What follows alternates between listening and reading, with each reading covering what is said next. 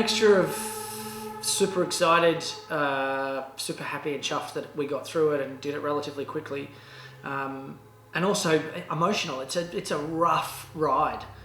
It's, you know, I don't think anyone comes to the end of the world lightly. And then when you read it, you know, and you invest your soul into it so that it can hopefully come across to the listeners, it hurts.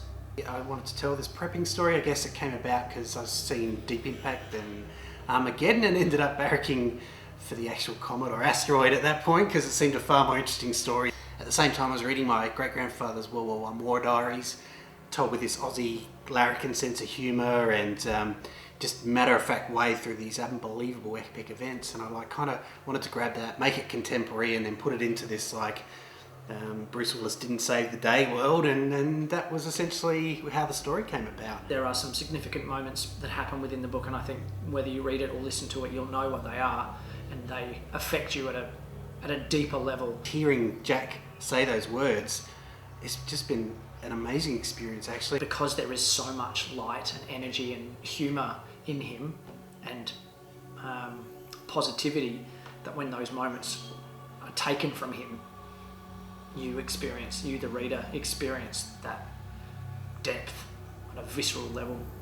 Brett brings so many layers to it that it's just absolutely amazing, and this is like a piece of art in its own right, this thing, and it's something to be absolutely proud of. And what happens in this book is not an easy life for this kid. So yeah, I guess, you know, it's a combination of feeling great about having achieved the first book, but hurt by the pain that he's suffered. I really want to hear that bit actually at the end of the book. It's like, you know, a lot of people who've read the book understand kind of what moments that is, and it's pretty impactful and emotional. It's months worth of experience across being regular Joe to being prepper to survivor to beyond, and that's like this big character journey, and just to hear that come together was absolutely amazing. You have a plan in your head about what you're going to do in order to make the edit easier or to make the reading easier. Things like clicking when you make a mistake and you go back, or double clicking when you're turning a page so that the editor knows to just cut together there, because it's not being cut live.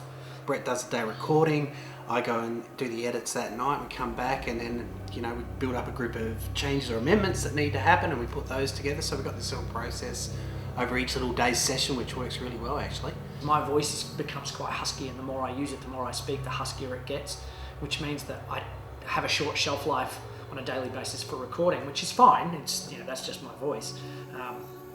But it means you've got to work really hard to get a lot in, and then give it a rest for a day, and then come back and tackle it again.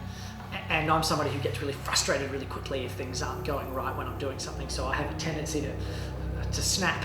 And I'm on my own in this little room with headphones and a microphone, and in my world, no one's there. I'm just getting frustrated at myself. But what I forget to think about is that poor Matt has to listen to this later on, to me going... If I can see like 3 or 4 vertical lines in the timeline, I know it's coming out, and that usually means that Brett is going to swear, because it means he's had to read the same bit like 4 times, and you know by the 4th one we're just going to like bleep town, using all the obscenities in the world that aren't in the dictionary, because I'm frustrated. He does kind of know this. I'm putting together like this highlights reel of all the F's and other words that start with letters right near the front of the alphabet, kind of just a gallery of swear words. So, you know, a good lighter moment when I'm going through and doing the heavy edits. Book 2. Here we go. What is going to happen? Poor Jack. The storytelling builds out on the world.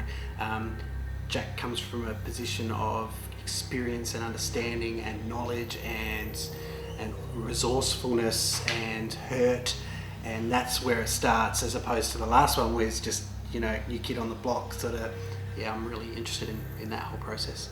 Let's get that hovercraft up and running. Let's get cracking.